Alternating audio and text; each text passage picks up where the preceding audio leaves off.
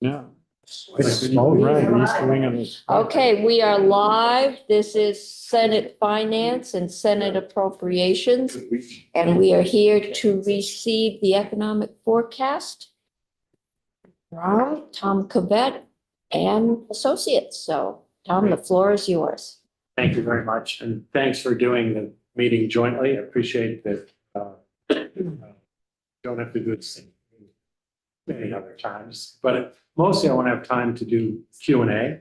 So there's individual questions or issues that you're interested in, that we have time to talk about those in more depth.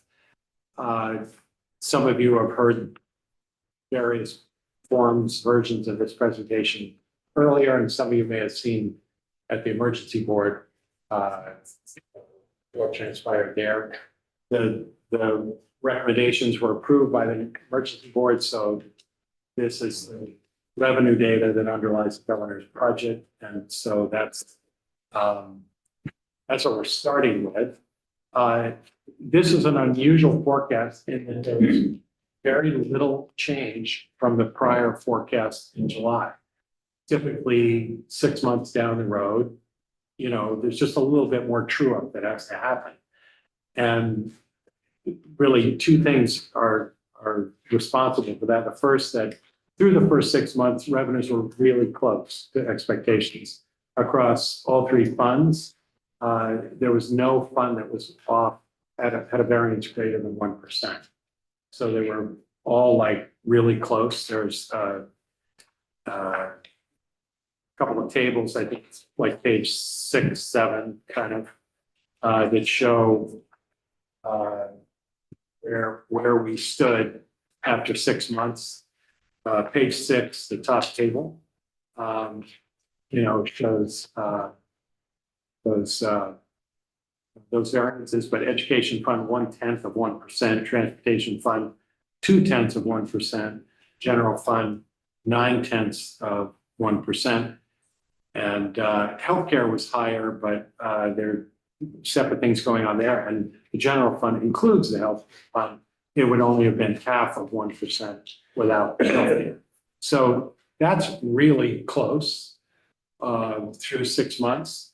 And then we also just didn't have drastic changes, despite all the chaos and tumult and everything that's gone on in the last year. When you think about what the economy's endured and what things have been thrown at it and all the rest, it's pretty remarkable how it's fared, but also that it was pretty close to expectations. And next year, with some additional stimulus that's going to come through the Reconciliation Act, deficit spending from that, things will be more or less steady state. Now, there are big bifurcations occurring in the economy. So, when I'm talking about aggregates. So for a lot of people, their experience is going to be radically different.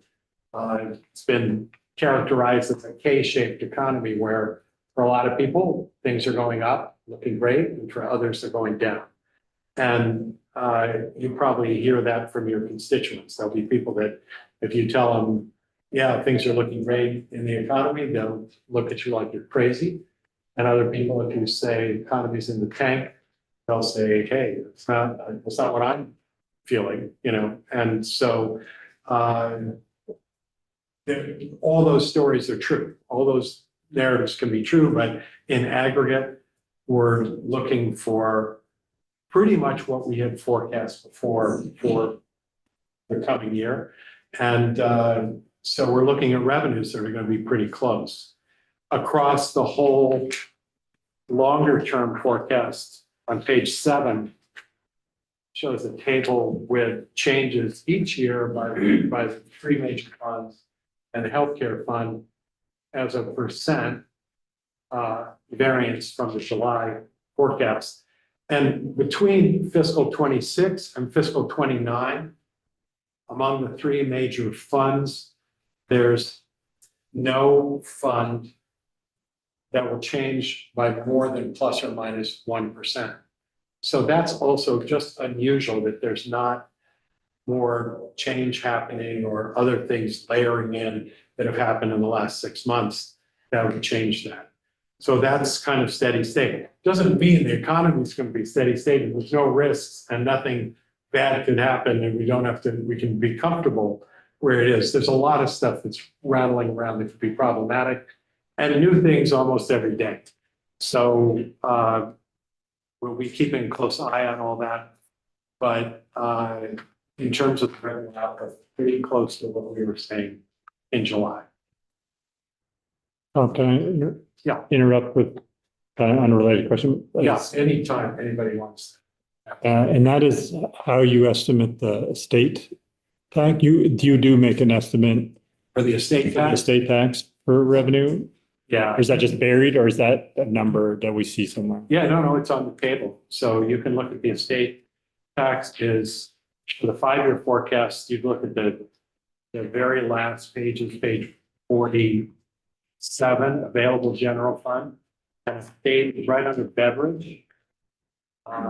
So fiscal 2026, 32.7. Oh, okay, and that number was low.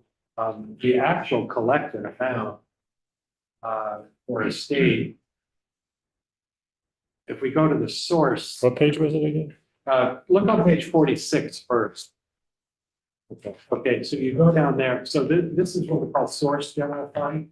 And so this is before any other allocations go out to other funds and things like that. And you look at the estate tax and you'll see fiscal 2025, it was 55.2 million. And it's forecast to decline to 32.7, but 32.7 is still a pretty high historical. By most historical standards is relatively high. A state tax is the most volatile revenue source. There are other volatile revenue sources. We'll talk about corporate probably in a little bit. That's really volatile. But a state tax comes in big lumps sometimes and at completely random times because it's based on deaths. There's not a lot of. Hard to predict. What's that? Difficult to predict. Difficult to predict. And then whether there's a tax liability around the debt has to do with tax planning, has to do with mix of assets. And so because asset prices have risen across the board, it means that there's just a much greater pool that's likely to be affected. And that's why we've seen higher levels in general. But from year to year, nobody knows what the. Because I bring it up because people are saying, we had that large increase in 25 over projections. And we have statutory language that says what we do if it's over the projection.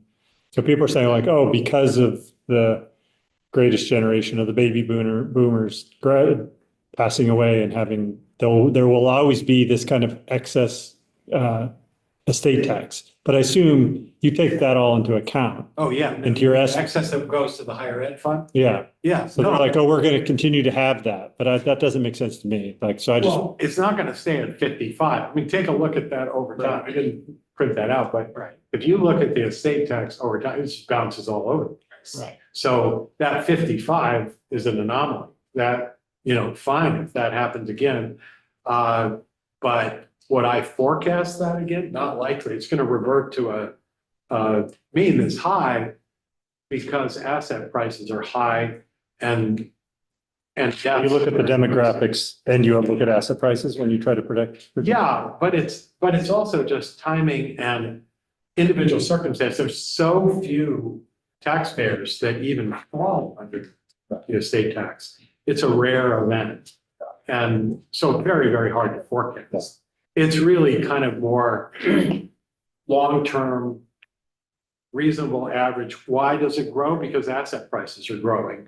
But in any given year, that could be plus or minus $30 million. We're not more likely to have excess of the forecast in future years than we were in any other. No, that's the idea. And I don't know, is it the July forecast or the January one that triggers the higher ed thing? I think it's the July one. July. Okay.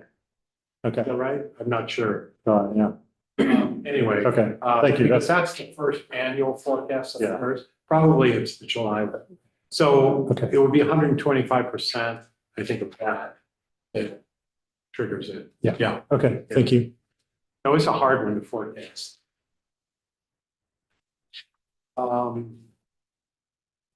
At the emergency board, we talked about corporate revenues being soft in November and December. There was a lot of refunding that occurred.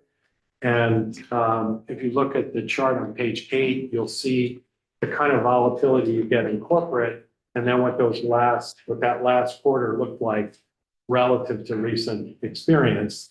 And you'll see it's a pretty precipitous drop. We looked closely at the individual returns involved with those refunds and individual circumstances, trying to find a pattern, trying to see like, is there something happening in the economy that we're missing that might make this bigger than we think and more prevalent and ongoing? Or is this kind of one-time noise that's going to bounce back? And in looking at it, we did not find a pattern. A lot of it was backward looking stuff. So somebody that filed a return 3 years ago, maybe that return's under review. Turns out after the review, they end up with a refund. Or there's adjustments that are made over time. But a large tax payment maybe last year, but this year there's a true up and there's a refund. Not of all of it, but a little part of it. So that was more the nature of it than something that was ongoing that we thought, uh-oh, looks like people are, expecting lower liabilities and just paying lower estimated or taking actions that would lower revenues. Can I ask a question? Yeah. Yes. It looks like on this chart though, on page 8, Yeah. that the big jump up was around the time that we made the changes to our corporate income tax and went to. And there was a pandemic. And there was a pandemic, yes, And it's flooded in. fair, there were lots of other. Yeah, there's all this reasons stuff. why. Yeah. Yeah. But you don't think it was because of that? It Oh, was- some of it was. Some of it was. Okay, so, and actually, some of the refunds, not a big number, but there were two, I think, or some, had to do with entities that hadn't switched and that were paying a higher rate based on the old apportionments. Oh, yeah, And then they realized, oh, wait a minute, now it's single source sales. yeah. We don't have to pay as much, and let's take a refund. Oh, so some of the drop after that was It's because amazing they to me that you would think with corporations that they're gonna have the top flight They would accountants. pay and attention, yeah. the smartest people. You have a lot of smart people, but Vermont is sometimes a tiny part of their whole tax picture. And they don't always pay that much attention to it. And so we've sometimes gotten like a $5 million check and we can't figure out like, well, what's that for? And they contact the taxpayer, tax does. And then they'll just say, oops, and 2 months later it gets refunded back. but it's that magnitude can just kind of slip. So it's volatile. It moves around a lot. So there were a couple of true ups, and that was one thing we wanted to see.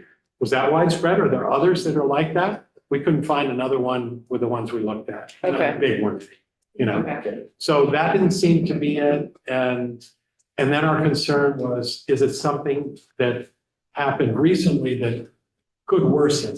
So there is heightened uncertainty due to the tariffs, due to the whole economic, the deglobalization, the immigration, the attack on judicial institutions, various things like that cause business uncertainty.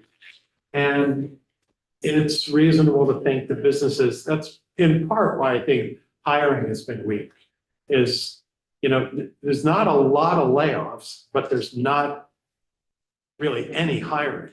Right, well, when one day you think you have funding and the next day you don't, and then you have it back.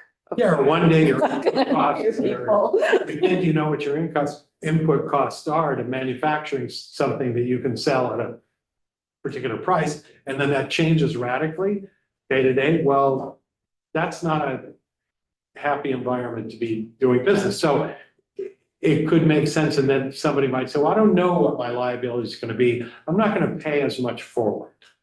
So my payments would be a little bit lower, or if I had a carry forward, I'm gonna take a refund on that instead of just keeping the carry forward as robust as it had been. So there might be some of that retrenchment. But it was too early to tell, and when we looked at overall corporate profitability on the next two pages, there are stats on US corporate profitability. So the first one is dollars. So that's, quarterly series through the third quarter of 2025. That's been chugging right along, no problem. And that's more reflected. It's not identical to our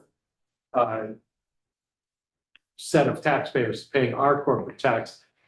But given that we're now single source sales, it's closer than it would have been otherwise. So that's not slowing. The same chart, same data are used on the next chart, which is year over year percent change. And you see that like we've had 21 consecutive quarters of growth with 96%, growth in that period of time. But that doesn't seem like that's fallen, down. It hasn't, we didn't take a hit on that. So it doesn't seem like what's happening in the economy in a widespread way. And the Reconciliation Act is going to lower corporate tax rates that actually will improve profits as we count them. It just didn't seem like the corporate sector stressed in a way, unless it's all happening. I don't know, maybe firm size and stuff like that might be. Yeah, if you're a corporation or you're a wealthy individual, the economy's great for you. It's everybody else. Yeah, but even smaller corporations, I think, are more impacted. Yeah. And, and it's hard to tease all that out, especially with a compressed analytic time frame. But yeah, you get it mixed in with this, or all the Mag 7 and all that with it. But that's also part of our corporate income and universe. So that's part of it. Other questions? I'm seeing any. There's a lot of other stuff we could talk about. I don't know what interests there are. The things that are the big, if I were to say like three things that are affecting the economy, you have big headwinds from deglobalization, from the tariffs and from the reduced immigration. Those are measurable headwinds that are shaving quite a bit off growth. So in 2004, growth was about 2.8%, 2005 is about 2%. So that's not, the economy's crashing, but those are pretty solid headwinds. The thing that allowed that 2% though was this massive AI investment. So that's a gigantic tailwind that's really helping the economy. And then another tailwind is going to be deficit funded tax cuts with the Reconciliation Act stuff. And then there are ideas being floated of tariff refunds, which would also be deficit spending. They say that, they're just refunding tariffs. But one of the arguments about having the tariffs that was good was they were going to use it to reduce the deficit. Well, not if you give it back. And you also obviate the whole purpose of having the tariff. If you refund it, then nobody has an incentive to do anything different in terms of purchases. And if you look at the proposals that have been floated, the $2,000 per house, no matter how they limit that, at least with what's been suggested so far, the expense would be far bigger than all of the customs duties, not just the new tariffs, all the customs duties they're looking at refunding, notably all just prior to midterm elections. So there's a lot of pressure to deficit spend. And It could add juice to the economy near term, help consumer spending, it would be good for near-term tax revenues, but then you have longer-term costs. So that's, those are kind of the things that are happening in the external environment, and some of which are headwinds, some are tailwinds. Yeah. On page 18, I don't know if you're showing in order, but I'm just, But not at all, so. Okay. Mostly wanting to hear what you. I'd love for you to explain this a little bit more. And then I see a couple, this chart about economic, the economic risk matrix. Yeah. Kind of cool. But specifically, one of the dots on it is house prices slump. Did house prices slump? What, did they? Did they? No, they're leveling off.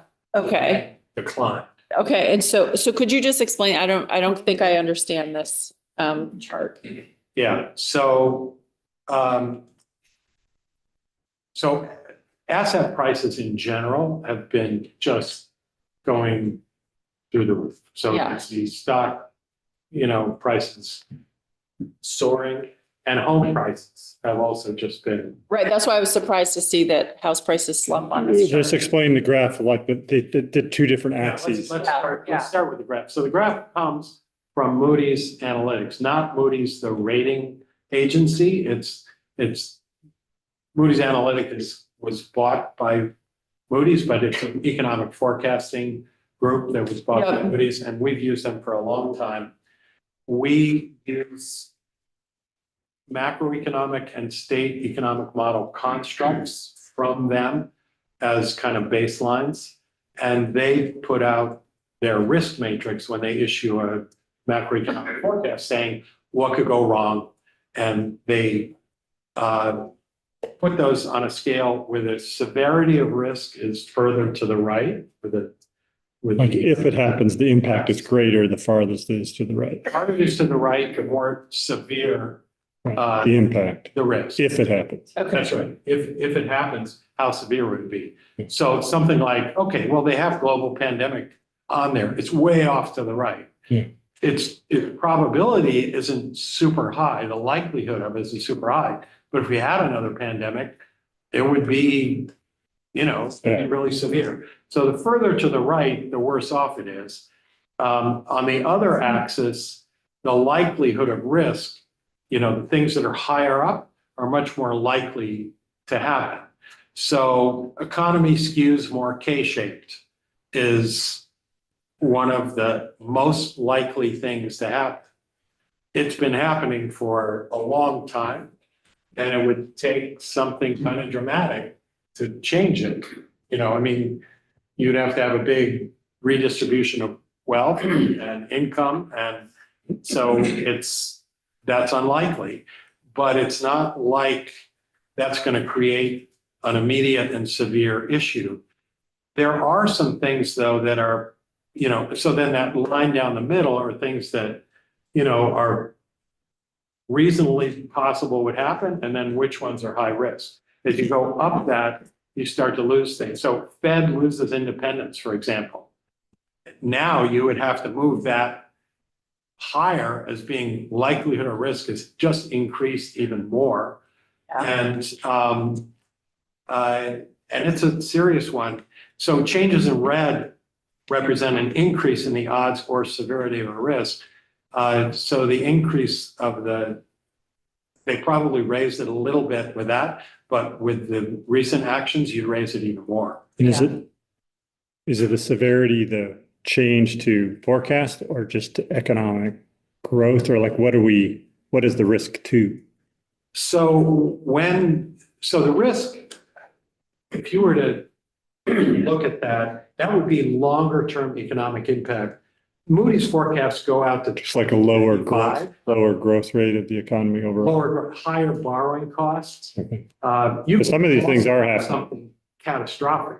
You can have full on economic crisis if your long-term debt can't be, if nobody believes. Right. Yeah, so what would happen without Fed independence? You're gonna have lower interest rates. That's lower than they should be. you're going to create a lot of demand. Inflation's going to be high. You're going to be Yeah, no, monetizing the outstanding debt. right, So the people who are holding US treasuries are going to be repaid with dollars that aren't worth as much. That's like defaulting in some way for them. So they won't want to hold them. They'll either sell them or need more higher interest to keep them or buy more. And that increases our costs to have the debt and service yeah, the debt. I understand that. Yeah. So it looks like some of these things have already happened. I'd say the Russian-Ukraine war has escalated. I'd say that we do have mass immigration deportation, Well, but is it just over the longer term? it's saying even more than there is now. As Yes. of December 25. Yeah, no, those are the headwinds that they've baked into the forecast. Okay, Yeah, so if the Russian war escalated further, outside of, it could get out of control and be even more out of control. Draw in right, NATO, other countries. draw in other players, things like that. That would be even worse. But no, that's already baked in. The immigrant deportations are baked in Okay. at certain levels, but it could be worse than that. And then There, social cohesion that occurs, loss of social cohesion and chaos that occurs as also other economic costs. Not all of these things are purely economic, but have some Yeah. economic connection. Senator Watson? I do notice that you have on here climate change transition, and I realize that this is from Moody's, so like you didn't necessarily come up with the Yeah. phrasing here, but I just want to clarify, because often in, circles that talk about climate change, transition is a positive thing, like we're transitioning to, new technologies, or things are getting, we have mitigation technologies. I'm assuming that what is meant here is the climate is changing, Well. or is this, Yes, it's. right, that's what's meant, Right, as opposed to the positive, like, we're transitioning to new technology. yes, that's exactly. Okay, You're just you're to clear. reading it properly, that's right. So, again, that's the kind of thing that's long-term, and same with like losing Fed independence and running deficits forever that are mounting as a share of GDP. All those things have tipping points, and there are various levels of catastrophe associated with tipping points. Some, okay, like the stock market tips, okay, it's gonna crash, that's bad, blah, blah, blah, on and on, it'll come back. Stuff like that, it's a different kind of tipping point. And same with like, holders of long-term US debt all of a sudden lose confidence in the US government. That's a big, big tipping point that you just don't turn around. Mhm. Anyway, yes, that's a. Thank you. Is there another question over here? I have a quick one. What is the CRE doom loop? What's that? What is the CRE doom loop? That's commercial real estate. Yeah, CRE, commercial real estate, you sort of have to be in that sector to know. They use a lot of abbreviations, but so commercial real estate has had some real problems post-pandemic because you had all the exiting from office space and what to do with it. And, so a lot of those things are underwater and, it's a big debt load. So the doom loop is that they can't get financing, it keeps going down and prices drop and, yeah, it's that sector.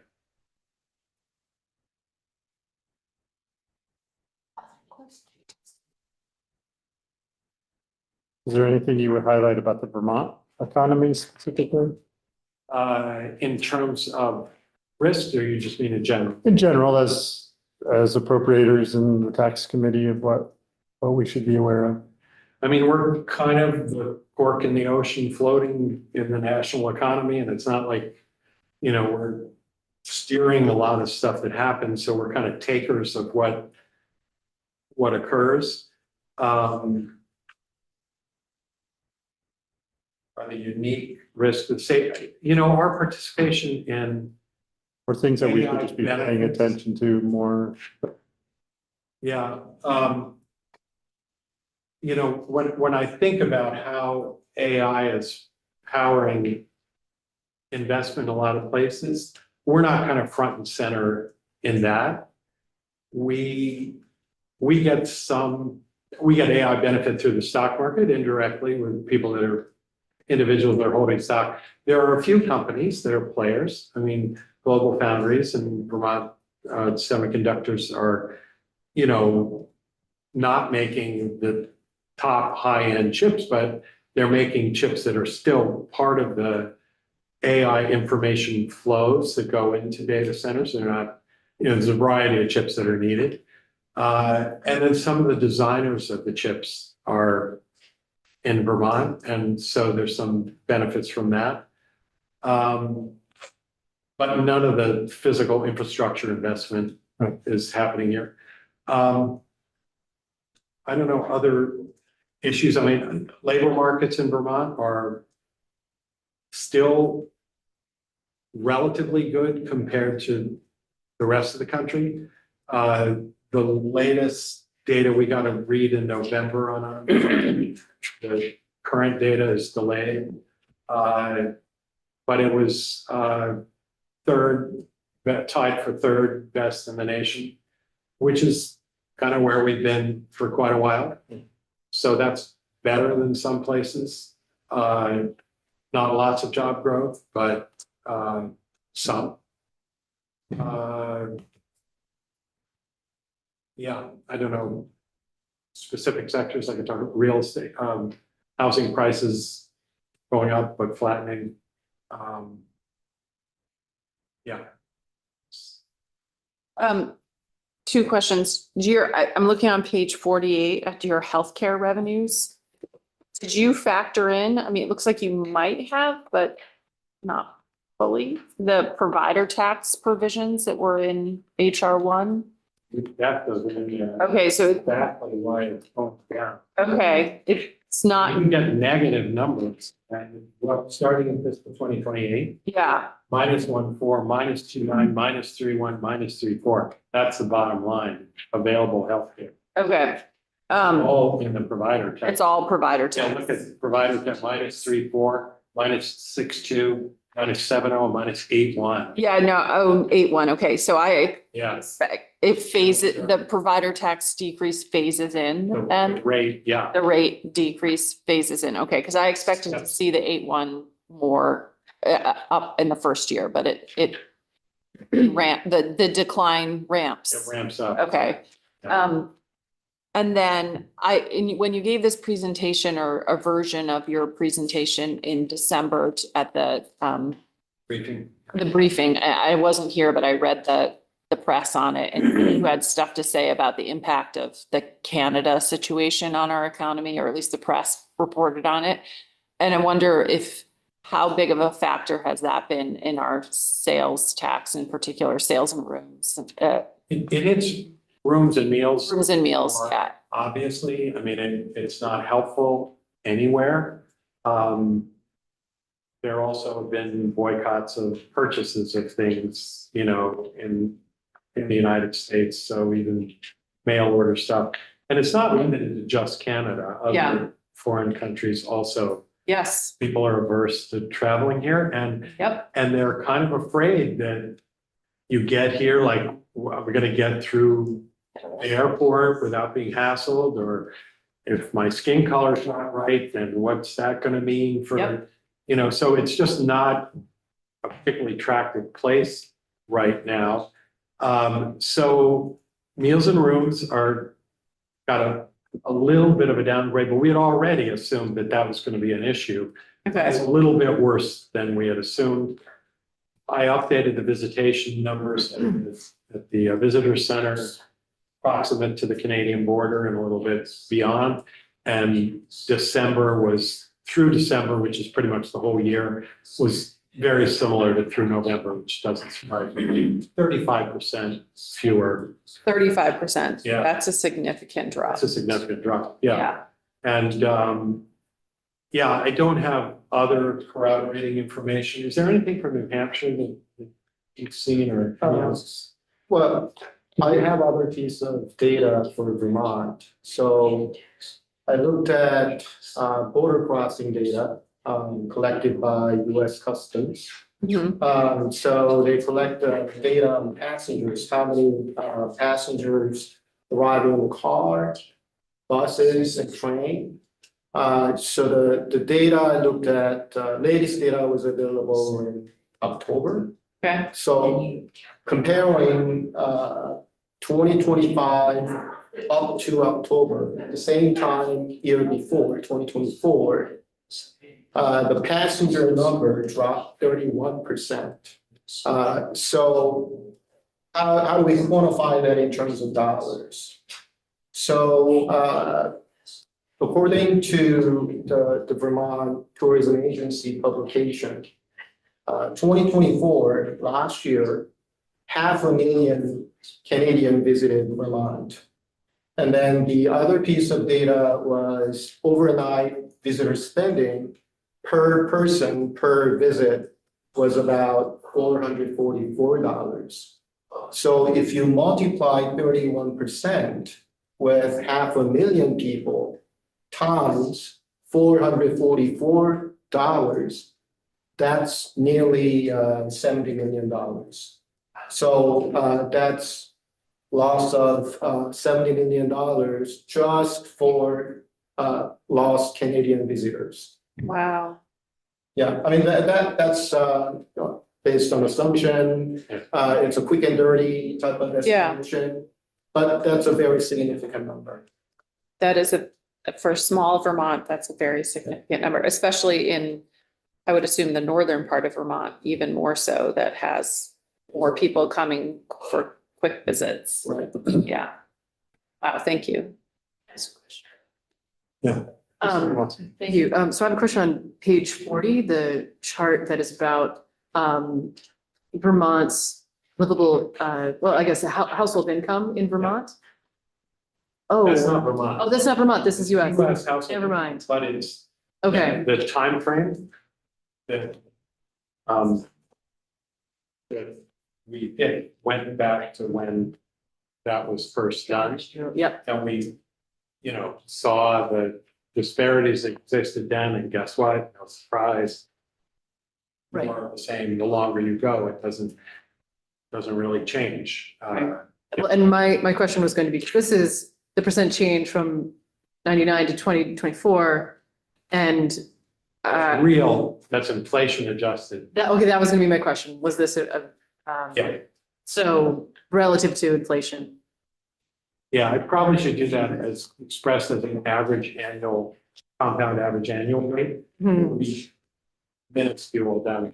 Yeah, fair enough. Even 5.2% Sure. over 25 years. Doesn't work out a lot. Yeah, I mean, if you look at wage growth, where's that? Okay, so page 43. This is real hourly wage growth from 2009 to 2025. The average is 20 cents per year. So, yeah, so when you talk about, and that's average, this is private US employees, but all private US employees. You can imagine that there's even a subset that's doing work, somebody doing better, but that's not exactly simple. This is the affordability crisis, people. People's Yeah. wages are not increasing and costs are increasing. And this is why people can't afford things. It's because of low wage growth from the vast majority of people in our country and our state. Yeah, and again, these are aggregate, but on page 41 and 42, you see percent change versus year ago. And you see how dramatic the pandemic was in affecting real wage growth. So first on page 42, you see year over year change, and it can go up and down, and there are periods where it's slower or higher, but you had this enormous spike up. So the real wages really, benefited, and a lot of those were low end wages. And then, and that other chart had that little pandemic bump in it, the 2010 one. You know, you can see the pandemic was this noticeable interruption. But then what followed that was this period where inflation went way up, wages didn't. And that's, you know, you sort of gave people a taste, like, what would it be like if my real wage actually went up in a meaningful way? Debt was paid down, there was all kinds of improvements that occurred, poverty rates dropped. There were a lot of things that were benefits in that, but then it all got taken away pretty quickly. And now we're down in this, you know, 0 to 1% kind of world with it. But that whipsaw, I think, also just the political effect of that is bad enough that you have to dip, but to get like an actual real improvement for a while and then lose it is especially hard, I think, psychologically and otherwise. But yeah, the affordability thing is real. It's just the different realities that exist across the economic spectrum from where you sit. Yeah, that's why it's really hard to look at this on average, because the high end is masking what it's like for the majority of people. Yeah. Yeah, but I will say, like in personal income, we also get a phenomenal amount of revenue from the high end, and it's going to make it even more volatile because that income is a lot more volatile. But we'll do some cross-sectional work with some of the personal income data going forward that looks at that, but it's even more concentrated. And of course, some of it is corporate and personal income works kind of the same way, but it's very volatile, but we're getting a lot of revenue from it as well. You know, we have a progressive tax structure in personal income taxes. And so, you know, that's one of the areas that's growing above rates of inflation in general. Senator Chinden has. Didn't mean to stop that topic, but relatedly, we're about 1 year into the second Trump term, and I hear reports about the administration exerting pressures on presumably nonpartisan governmental entities and their reports. From your standpoint, would you opine on any concerns you might have on numbers being politically pressured that you otherwise previously had a lot of confidence in? They fired the Commission of the Bureau of Labor Statistics, which produces the inflation numbers and the job numbers, all the rest, ostensibly because they didn't think the numbers were, they didn't like the numbers. It's a little bit like the Fed, you know? That was a real concern. The person that they were going to appoint actually didn't get appointed. I'm not sure exactly who's running it now. I don't think it's been compromised down the line. Although, you know, the decision about how to handle the missing October CPI, so they missed the whole month. And they needed to, like, you know, essentially have something there because some of the components of CPI rely on data that involve multiple months. The shelter component of CPI that's kind of down in the weeds is 1/3 of the CPI. And it uses a 6-month rolling average to, you know, to plug that in. They essentially put a 0 in for October because they didn't have anything.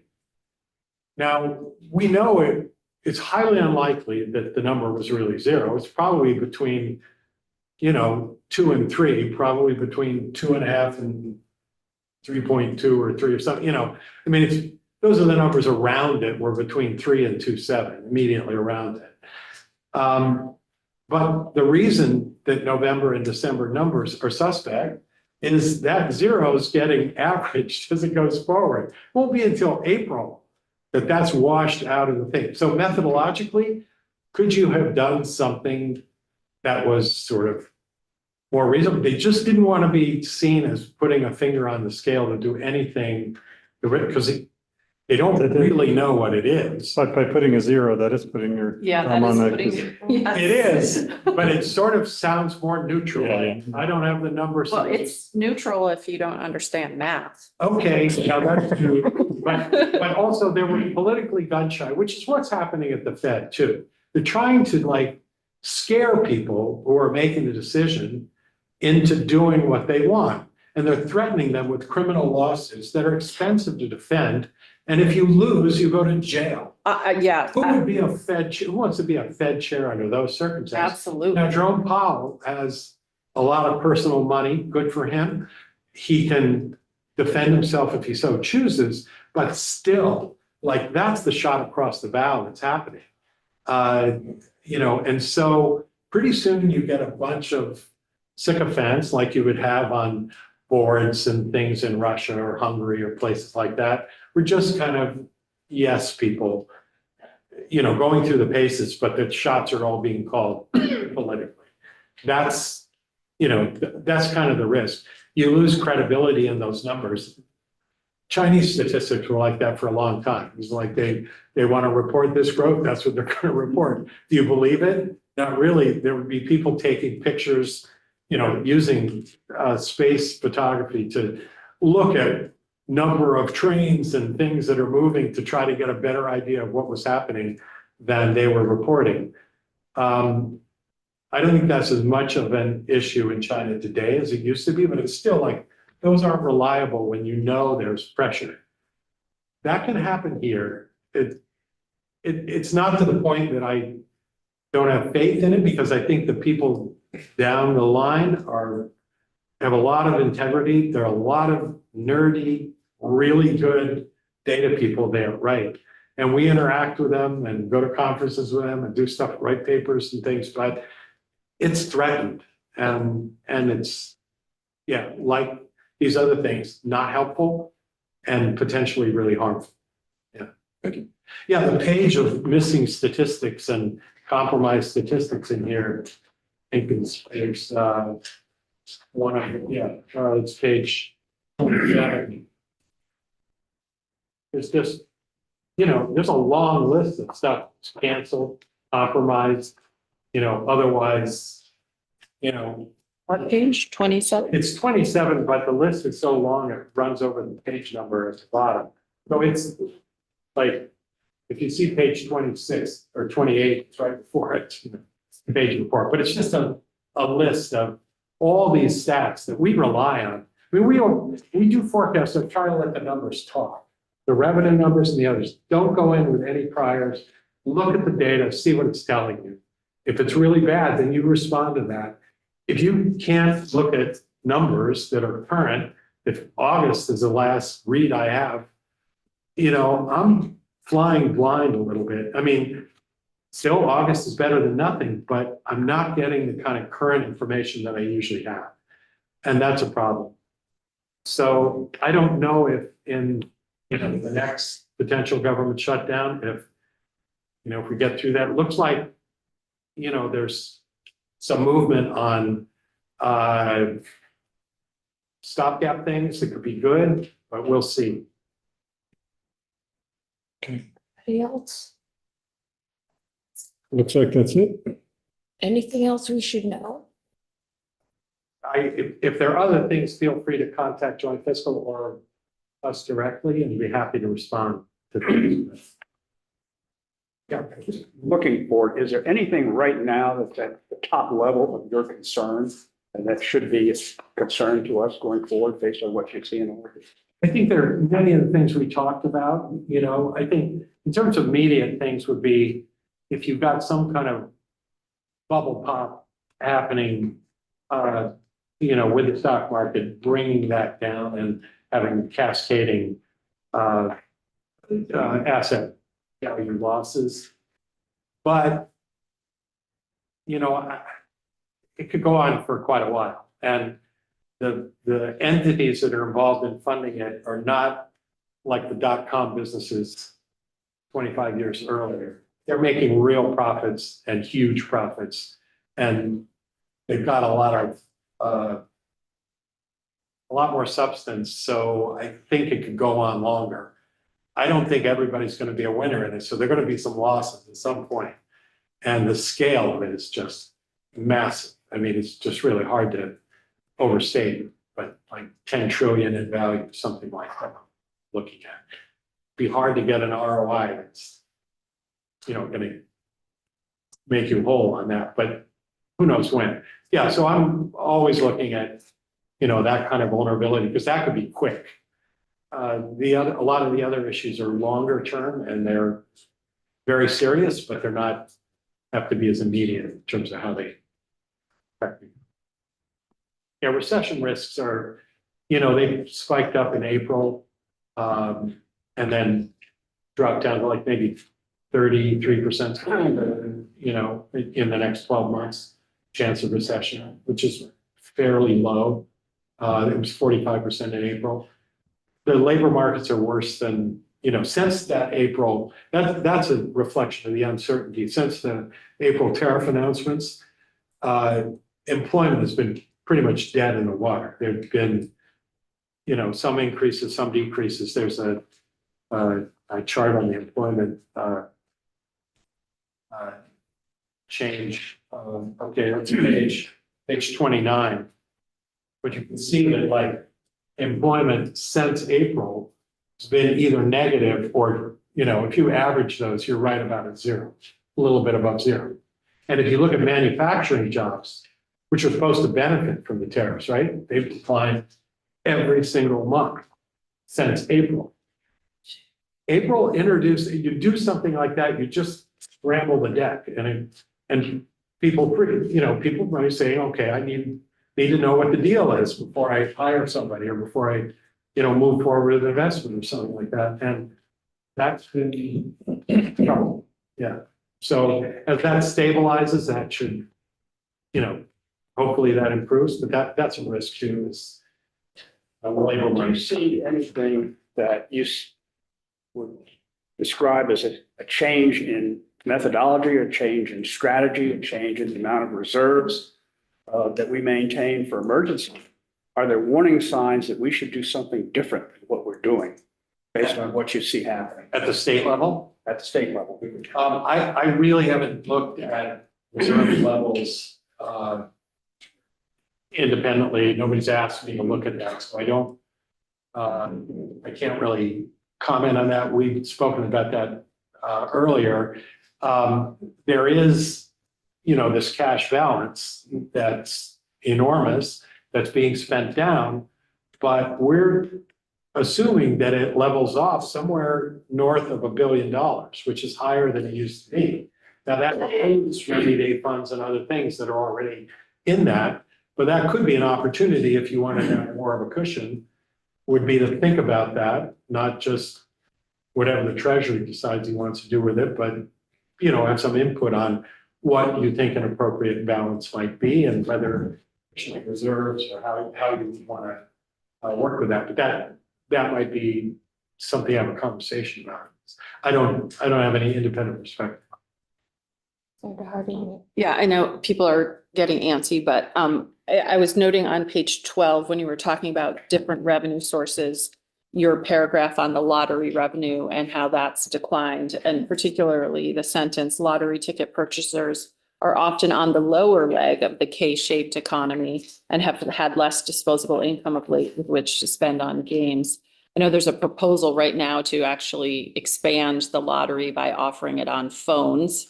And I'm just wondering, do you have data on lottery users and income that you could share with us? There are studies that have been done, but I don't have Vermont specific data, and I don't know that it's collected. I Okay. don't know how they could. I don't think they allow credit card use for the gambling apps. That was. Well, I don't know how you could have them. I mean, you'd have to be a bank debit, a direct bank. Yeah, I don't know, but I understood that credit cards weren't, but, no, I don't know. I mean, it is a regressive tax. yeah, it is a regressive tax. And I was just wondering if there's data available that's Vermont specific about it, and We can look into that. that would be helpful. Is Chris in the room? You would. Okay, but anyway, we can get back to joint fiscal and Okay, ask somebody if they can look into that. Yeah, That would be great. Okay. Great, well, thank you all. I hope this is your last presentation. I It don't know is. how many times you've done it today. Well, the question and answer though is interesting because everybody has different interests and Yeah. it's better to I answering questions here. I assume you didn't factor in the chance of our getting involved in another foreign military action. Yeah, actually, that wasn't even on their list. Yeah, taking over Greenland. I didn't see Venezuela or Greenland, yeah, right, like, Chinese and Russian ships in the harbor, so. yeah,